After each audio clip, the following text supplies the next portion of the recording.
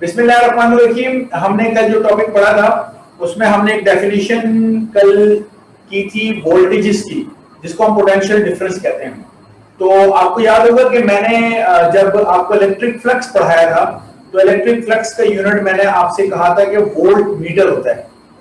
ये बात आपको याद होगी और उस वक्त मैं उसको एक्सप्लेन नहीं कर पाया वहां पर, और मैंने कहा उसकी वजह ये है कि वोल्ट की डेफिनेशन मैंने आपको उस वक्त तक पढ़ाई नहीं थी।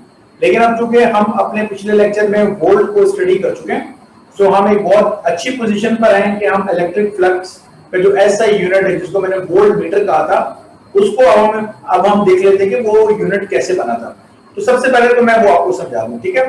देखिए, हमने कुछ इस तरह की बात की थी कि इलेक्ट्रिक फ्लक्स को हमने रिप्रेजेंट किया था फाई से, और वो हमारे पास था ई डॉट डेल्टा ए। तो इलेक्ट्रिक फील्ड इंटेंसिटी और जो एरिया है दोनों मल्टीप्लाई हो रहे थे। अच्छा, कल हम लोगों ने ये डेफिनेशन की थी। हमने कहा जो वोल्टेजेस हैं वो किसके बराबर होते हैं, E इंटू डी के बराबर होते हैं। तो यहां से अगर हम V अपॉन डी करें तो ये किसके बराबर आ जाएगा, E के बराबर आ जाएगा, राइट। तो जो E है इसके यूनिट अगर मैं बनाऊंगा तो मुझे बताइए वोल्टेजेस के यूनिट क्या होता है, वोल्ट, और डिस्टेंस के यूनिट क्या होता है, मीटर। तो मेरे पास ये यूनिट आ जाएगा क्या, वोल्ट अपॉन मीटर।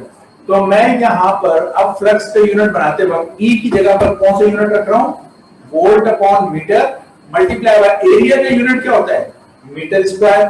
सो मीटर से मीटर क्या हो जाएगा, कैंसिल हो जाएगा। सो मेरे पास फ्लक्स का यूनिट आया वोल्ट मीटर, ठीक है।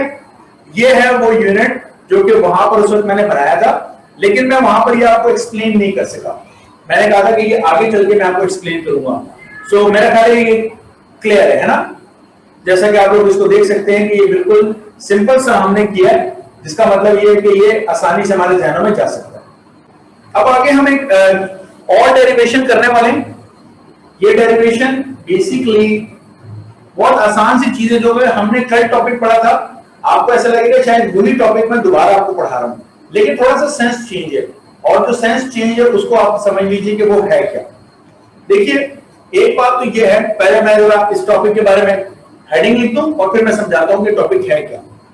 देखिए, हमने कल आपसे ये बात कही थी कि अगर ये मेरे पास एक चार्ज है जिसको मैं कह रहा हूं Q, जिससे इलेक्ट्रिक फील्ड की डायरेक्शन इस तरीके से हम बनाते हैं पॉजिटिव चार्ज से आउटवर्ड। और यहां पर मैंने आपसे कहा था कि अगर मैं कोई टेस्ट चार्ज मेरे पास हो Q नॉट और उसको मैं फील्ड के अगेंस्ट लेकर आ रहा हूं, तो जब मैं फील्ड के अगेंस्ट लेकर आ रहा हूं तो ये खुद नहीं आएगा, मुझे लेके जाना पड़ेगा। तो मैं कौन हूं, मैं हूं एक्सटर्नल एजेंट।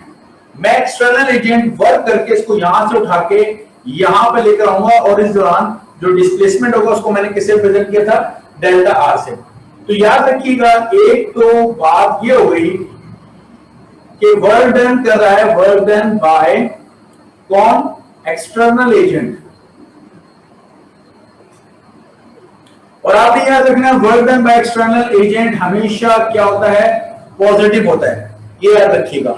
अब जब ये इसको यहां पर ले आया और मैं इसको छोड़ दूं तो ये क्या होगा, ये बिल्कुल वैसी बात है जिस तरह मैं कल जो मैंने एनालॉजी बनाई थी उसमें हमने क्या किया था कि किसी मैस को हम नीचे से ऊपर लेकर गए थे। मैंने कहा था ग्रेविटी या ग्रेविटेशनल फील्ड हर चीज को नीचे की जानिब खींच रही है, ऐसे ही, और हम किसी मैस को नीचे से ऊपर लेके जा रहे हैं, तो वर्क करके अगेंस्ट द फील्ड तो ले गए। जब हम छोड़ते हैं तो वो क्या करता है, वापस फील्ड उसको जो अपनी डायरेक्शन होती है उसमें वापस अपनी तरफ खींचती है। तो जब मैं इसको यहां से रिलीज कर दूंगा तो ये जो इस पॉजिटिव चार्ज की इलेक्ट्रिक फील्ड जो इस डायरेक्शन में इसको रिपेल करके दूर ले जाएगी। तो इस दफा वर्क कौन करेगा, इस दफा वर्क करेगी फील्ड। तो मैं अब लिख रहा हूं कि वर्क डन बाय फील्ड। याद रखिएगा, ये वर्क डन हमारे पास होता है नेगेटिव। ये हमने फिजिक्स में कन्वेंशन बनाई है, अच्छे तरीके से बात ध्यान में रखिएगा। जब भी एक्सटर्नल एजेंट यानी मैं एक्सटर्नल एजेंट वर्क करेगा तो वो वर्क हमेशा हम पॉजिटिव लेते हैं, और जब भी वर्क डन करती है फील्ड तो वो वर्क डन हम लेते हैं नेगेटिव, राइट। अब अगर ये बात हमारी समझ में आ चुकी है तो देखिए, हम यहां ये कहने जा रहे हैं कि बिल्कुल यही वाली एनालॉजी ले रहा हूं। ये पॉजिटिव चार्ज है, टेस्ट चार्ज है Q नॉट, जिसको मैं यहां से यहां लाया था किसी जमाने में। आज जब मैं रिलीज करूंगा तो ये यहां से अब इस एरो की डायरेक्शन में क्या बना रहा हूं, इधर से इस तरफ बना रहा हूं, ठीक है। एरो की डायरेक्शन मैंने चेंज कर दी, क्यों, क्योंकि फील्ड इसको उस तरफ क्या कर रही है, रिपेल कर रही है। तो चूंकि फील्ड वर्क कर रही है तो वर्क डन बाय फील्ड हमारे पास क्या होता है, नेगेटिव होता है। तो मैंने ये कहा कि जो मेरे पास वोल्टेजेस की डेफिनेशन है वो क्या है, work done per unit charge, और जो जिस चार्ज के ऊपर हम वर्क कर रहे हैं वो हमारा टेस्ट चार्ज है क्यू नॉट। ये बात हमें मालूम है। तो वर्क कल हम लोगों ने ड्राइव किया था, वही वर्क हम फॉर्मूला यहां पर यूज कर रहे हैं, और वो वर्क हम क्या यूज कर रहे हैं, E Q not into delta R, याद है, और डिवाइडेड बाय मेरे पास क्या है, क्यू नॉट। आज मैं यहाँ एक माइनस साइन लगा रहा हूं, ये माइनस साइन इस बात को इंडिकेट कर रहा है कि ये जो वर्क डन है ये कौन कर रहा है, फील्ड कर रही है वर्क डन। ओके, तो मैं इस क्यू नॉट से इस क्यू नॉट को क्या कर सकता हूं, कैंसिल कर सकता हूं। तो मेरे पास वोल्टेजेस आ गया माइनस ई इनटू डेल्टा आर, या मैं इसको ऐसे भी लिख सकता हूं माइनस ई और डेल्टा आर को मैं डी की फॉर्म में लिख सकता हूं। तो ये जो कल वाला फॉर्मूला था, आज जब माइनस की टर्म में हमारे पास आया है तो ये इस बात की इंडिकेशन है कि जो वर्क है वो कौन कर रही है, फील्ड कर रही है। और अगर ये पॉजिटिव होगा तो ये फिर कौन सा होगा, एक्सटर्नल एजेंट वर्क कर रहा होगा, राइट। तो ये इन दोनों में एक फर्क है। अब हम क्या कर रहे हैं कि ये जो माइनस वाला है इसको माइनस डी के साथ इक्वेशन के दूसरी तरफ ले जाता हूं, तो यहां पर मेरे पास क्या बचेगा, मेरे पास ई बचेगा, राइट। और ये ई है तो ये माइनस डी को मैंने वहां डिवाइड किया तो माइनस वी अपॉन डी, ये मेरे पास एक इक्वेशन आ गई। मैं एक बार फिर बता दूं, न्यूमेरिकल में जब हम ये इक्वेशन यूज करते हैं तो हम ये पॉजिटिव साइन के साथ यूज करते हैं, हमारा मतलब ये होता है। लेकिन यहां पर स्पेशली हमने जो माइनस से यूज किया है वो हम ये बात समझाना चाह रहे हैं इस चीज को। ये देखिए ये क्या है हमारे पास, आप कहेंगे कि ये जो V है this is the potential difference. तो ये मेरे पास पोटेंशियल डिफरेंस है और ये मेरे पास क्या है, ये मेरे पास है डिस्टेंस। तो इसका मतलब ये हुआ कि मैं ये कहना चाह रहा हूं पोटेंशियल डिफरेंस जो है वो डिस्टेंस के साथ साथ चेंज हो रहा है।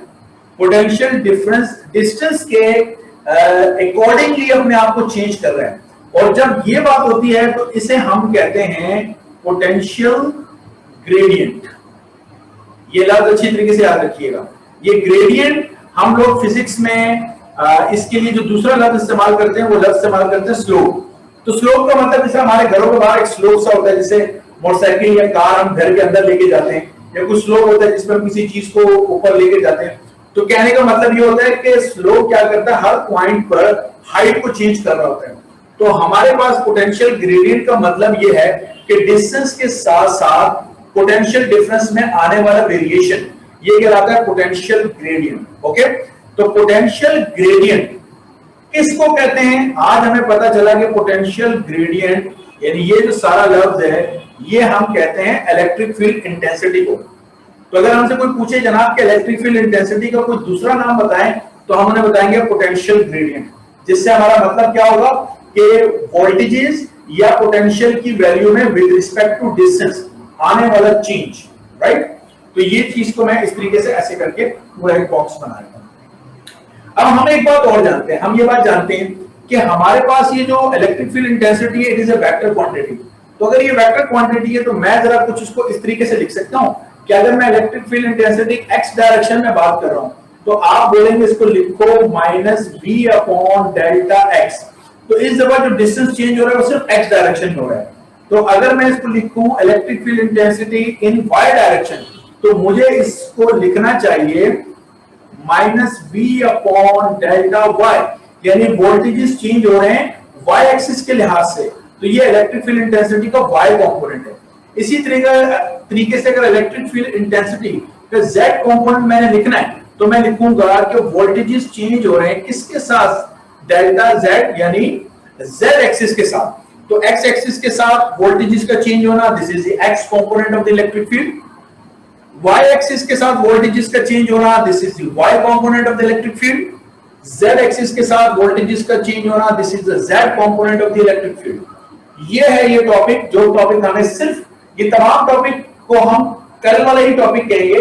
इसमें सिर्फ माइनस साइन इस बात की इंडिकेशन है कि now this work is done by the field. इसको अच्छे तरीके से आपने ध्यान में रखना है। अब आप आगे एक चीज के बारे में बात कर रहे हैं, टॉपिक के बारे में, जिसे हम कहते हैं इलेक्ट्रॉन वोल्ट। एक डेफिनेशन है, this is known as electron volt. तो जनाब ये इलेक्ट्रॉन वोल्ट हमारे पास क्या है, वैसे तो अगर ये नाम हमने लिखा है इलेक्ट्रॉन वोल्ट इसको हम इस सिंबल से रिप्रेजेंट करते हैं, ई स्मॉल होता है और वी कैपिटल होता है, क्योंकि इलेक्ट्रॉन जो है हमारे पास वो उसको हम ई से रिप्रेजेंट करते हैं, वोल्ट एक नाम है तो इसको हम कैपिटल वी लिखते हैं, right. So capital V volt के लिए हमारे पास इलेक्ट्रॉन वोल्ट बेसिकली एक यूनिट का नाम है, और वो कौन सा यूनिट है ये हम ऑलरेडी फर्स्ट ईयर फिजिक्स के अंदर इसको पढ़ाते हैं। याद रखिएगा फर्स्ट ईयर फिजिक्स में जब हम आपको वर्क पढ़ाते हैं तो वर्क का जो एसआई यूनिट है वो तो हम आपको बताते हैं कि जो एसआई यूनिट है वो होता है हमारे पास जूल, राइट। इसके अलावा हम आपको और भी यूनिट बताते हैं, और वो यूनिट में एक यूनिट हम आपको बताते हैं बीटीयू। तो ये जो बीटीयू है ब्रिटिश थर्मल यूनिट है। इसके बाद जो अगला यूनिट बताते हैं वो इलेक्ट्रॉन वोल्ट है, जो कि ये लिखा हुआ है। तो ये इलेक्ट्रॉन वोल्ट ऑलरेडी हम पढ़ के आए हैं। तो यहां दोबारा से टॉपिक है तो मैंने एक बार फिर रिफ्रेश कर दूं मेमोरी को कि जो इलेक्ट्रॉन वोल्ट है it is a unit of energy.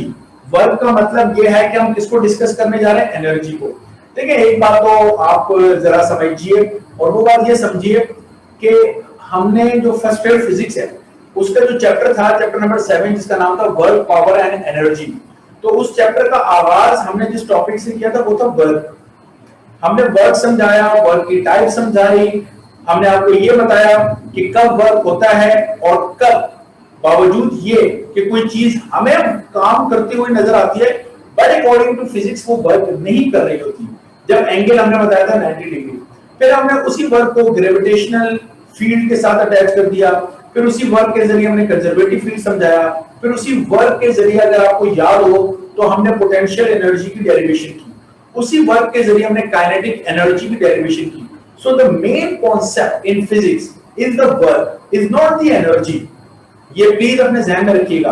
मतलब अगर हम कहते हैं कि जी जिस तरह हम ये कहते हैं ना कि ऑक्सीजन है तो लाइफ है, या मैं ये बोलूं लाइफ है तो ऑक्सीजन है, तो ऑब्वियस सी बात है आप बोलेंगे नो सर, ऑक्सीजन होगी तो लाइफ होगी ना, लाइफ होगी तो ऑक्सीजन थोड़ी होगी। तो जो मेन कॉन्सेप्ट है वो है ऑक्सीजन, ऑक्सीजन की वजह से लाइफ है। अगर मैं इसी चीज से एनालॉजी बना लूं वर्क और एनर्जी की, तो मैं कहूं वर्क होगा तो एनर्जी होगी, या मुझे ये कहना चाहिए कि एनर्जी होगी तो वर्क होगा। So most of the time जो चीज मुझे सुनने को मिलती है जो कि सही कॉन्सेप्ट नहीं है स्टूडेंट की तरफ से, वो ये कहते हैं एनर्जी होगी तो वर्क होगा। That is wrong. The main concept is of the work. इसलिए मैंने आपको मिसाल दी कि जब चैप्टर का आगाज हुआ तो हमने वर्क पढ़ाया, उसी वर्क को हमने ग्रेविटेशनल फील्ड के साथ जोड़ा, उसी वर्क को पोटेंशियल एनर्जी, उसी वर्क को काइनेटिक एनर्जी, और फिर हमने एनर्जी को कैसे डिफाइन किया। हमने तो एनर्जी के बारे में आपसे कहा कि एबिलिटी टू डू वर्क, क्या कोई चीज वर्क कर सकती है? If the answer is yes, work कर सकती है तो उसमें एनर्जी है। तो एनर्जी को तो एक्सप्लेन करने के लिए we are dependent on work.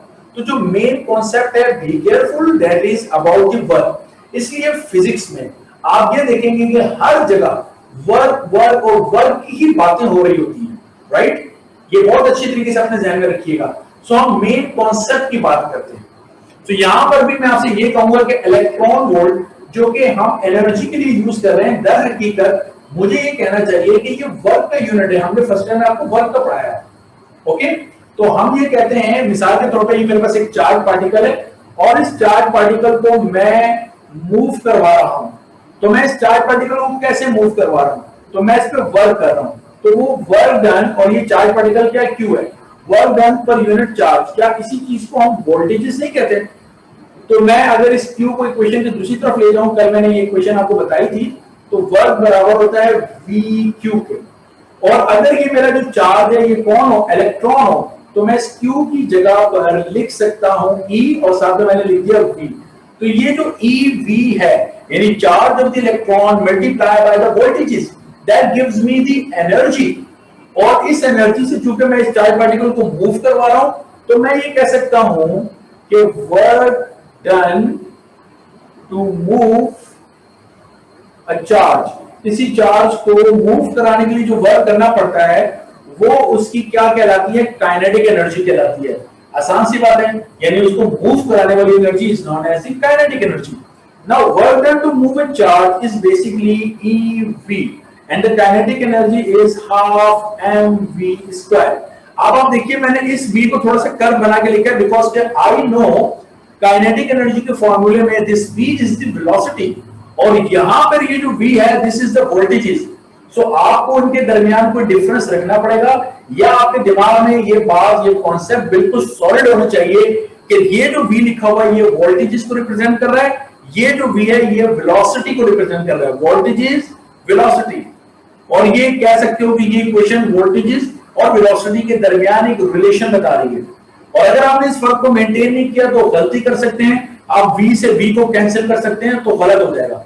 Got my point? मेरा ख्याल है आपको ये बात ये समझ में आ चुकी है। अब ये 2 जो डिवाइड इसको इक्वेशन की दूसरी तरफ ले जाऊं तो ये होगा 2ev और ये m जो मल्टीप्लाई हो रहा है यहां आके डिवाइड हो जाएगा तो मेरे पास v स्क्वायर आ जाएगा। और अगर मैं यहां से स्क्वायर हटाऊं तो मैं यहां पे क्या लगा सकता हूं, रूट लगा सकता हूं। सो ये इक्वेशन भी हम बहुत सारी जगह सेकंड ईयर फिजिक्स में बहुत सारे न्यूमेरिकल्स में बहुत सारे डेरिवेशन में हम इस इक्वेशन को यूज करते हैं। This v is the velocity of the moving charge that depend upon the voltages by which we accelerate या by which we give the energy to a charged particle whose mass is m। तो एक charge particle जिसका मास m है उसका charge e है, उसको कितनी velocity से मूव कर रहा है, इट डिपेंड अपॉन वोल्टेजेस, क्योंकि वोल्टेजेस से हम उसको एनर्जी दे रहे हैं, वर्क करके मूव करवा रहे हैं। आई बिलीव ये बात समझ में आ रही होगी। तो जनाब फिर ये इलेक्ट्रॉन वोल्ट दर हकीकत हुआ क्या? हम इलेक्ट्रॉन वोल्ट के बारे में ये कहते हैं कि जितना एक इलेक्ट्रॉन पे चार्ज होता है यानी 1 इलेक्ट्रॉन वोल्ट, ये देखिएगा लिखने का तरीका सही होना चाहिए, ई स्मॉल एंड बी कैपिटल। तो हम जानते हैं एक इलेक्ट्रॉन पे चार्ज 1.6 एक्सपोनेंट -19 कूलम होता है। ये होता है एक इलेक्ट्रॉन पे चार्ज 1.6 एक्सपोनेंट -19 कूलम। तो जितना एक इलेक्ट्रॉन पे चार्ज होता है अगर उतने ही जूल मेरे पास क्या हो, एनर्जी हो, जितना एक इलेक्ट्रॉन का चार्ज है उतनी जूल एनर्जी हो, तो इतने जूल एनर्जी को हम कहते हैं 1 electron volt. So this whole is the concept of the electron volt. मेरा ख्याल है ये आसानी से समझ में आ चुका है आप लोगों के। अगर इसमें कोई सवाल है तो आप मुझसे पूछ सकते हैं। जब सेकेंड ईयर फिजिक्स में आगे जाएंगे ना ये हमें रट जाएगा। वो क्या रटेगा कि हम ये बात पहले भी जानते हैं और हम इंशाल्लाह बहुत पढ़ेंगे कि चार्ज ऑन इलेक्ट्रॉन, इलेक्ट्रॉन पे जो चार्ज होता है वो 1.6 एक्सपोनेंट -19 और चार्ज का यूनिट होता है कूलम। तो जितना एक इलेक्ट्रॉन पे चार्ज है अगर उतने जूल एनर्जी हो तो उसको हम कहते हैं 1 इलेक्ट्रॉन वोल्ट। ये मैं आपसे कहना चाह रहा हूं। ये बिल्कुल ऐसे है जिस तरह फर्ज करो मैं कहता हूं कि यार मुझे इतने पैसे चाहिए, यानी मुझे पैसे इतने चाहिए जितना एक सेब का वजन होता है, ये समझ लो। तो मैं कहूं मुझे 5000 के नोट उतने दो जितना एक एप्पल का वेट होता है। तो एप्पल का आपने वेट किया, फर्ज करो कि वो आया आपके पास 100 ग्राम एक एप्पल का, तो मैंने कहा 100 ग्राम 5000 के नोट। तो हम एक चीज से रिजेंबल करके एक वैल्यू उठा के यूनिट कोई और लगा देते हैं। तो इस तरीके से हम वैल्यूज को इक्विवेलेंट करने का सिलसिला जारी रखते हैं। तो हमने कहा इलेक्ट्रॉन के चार्ज के बराबर एनर्जी, देखो यहां जूल लिखा है या कूलम लिखा है, be careful, this is the charge on electron and this if the energy, joule का मतलब है energy, if the energy equals to the charge of the electron, तो वो 1 इलेक्ट्रॉन वोल्ट होता है, यानी इतनी कम। मैं इसको एक और मिसाल से समझाता हूं आपको। देखो मैं इसको ऐसे कहता हूं, तकरीबन अगर ये मेरी ताली की आवाज तुम लोगों को सही तरीके से आ जाए ऐसे, ये जो ताली की आवाज तुम लोगों ने सुनी है तकरीबन ये 1 जूल की एनर्जी है। ओके, कितनी है? 1 जूल। अब मेरी बात जरा गौर से सुनना, इस 1 जूल यानी इस 1 जूल के तुम बराबर बराबर कितने हिस्से कर दो? 10 लाख हिस्से कर दो, 10 लाख, ठीक है। उसमें से एक हिस्सा उठा लो, उस एक हिस्से के फिर बराबर बराबर 10 लाख हिस्से करो, फिर उसमें से एक हिस्सा उठा लो। ये जो एक हिस्सा है इसके फिर बराबर बराबर 10 लाख हिस्से करो, फिर उसमें से एक हिस्सा उठा लो। अब ये जो एक हिस्सा है इसके बराबर बराबर 5 हिस्से कर दो, 5। तो उनमें से एक हिस्सा जो होता है वो इतना बनता है, ये इतनी कम एनर्जी है, यानी 1 जूल, इसके इक्वल 10 लाख हिस्से किए, पहला हिस्सा उठाया, उसके फिर 10 लाख हिस्से किए, उसमें से एक हिस्सा उठाया, फिर उसके 10 लाख हिस्से किए। तो 10 लाख हिस्से 3 मरतबा करने हैं, और जब तीसरी मरतबा 10 लाख हिस्से कर दोगे तो उसमें से जो एक हिस्सा उठाओगे उसके 5 हिस्से करोगे तो उसका एक हिस्सा तकरीबन ये बनता है। ये बात समझ में आ गई? इतनी कम वैल्यू है। क्या ये वैल्यू एग्जिस्ट करती है? The question, the answer is yes. कहां पे एग्जिस्ट करती है? एटम के अंदर इलेक्ट्रॉन्स की जो एनर्जी है, प्रोटॉन में जो एनर्जी है, न्यूट्रॉन के पास जो एनर्जी है वो इलेक्ट्रॉन वोल्ट में होती है। तो बार बार इतना बड़ा नंबर हम नहीं लिखते, हम उसको ऐसे लिखते हैं। ओके, हम इंशाल्लाह करेंगे। अगर आपने फर्स्ट ईयर केमिस्ट्री में इस चीज को देखा हुआ है, और उसके अंदर यह है कि जो हाइड्रोजन का ऑर्बिट है, हाइड्रोजन का जो फर्स्ट शेल है, पहला शेल, उसमें इलेक्ट्रॉन जो रिवॉल्व करता है उसकी एनर्जी कितनी होती है? 13.6 इलेक्ट्रॉन वोल्ट। तो उसके साथ तो यूनिट हम इलेक्ट्रॉन वोल्ट लगाते हैं। तो मेरा ख्याल ये और क्लियर हो गया होगा एक चीज क्या है। बीटीयू का मतलब होता है कि वर्क का यूनिट है British thermal unit, British thermal unit. और ये किसके बराबर होता है? 1 बीटीयू बराबर होता है 1055 जूल, 1055 जूल के बराबर होता है।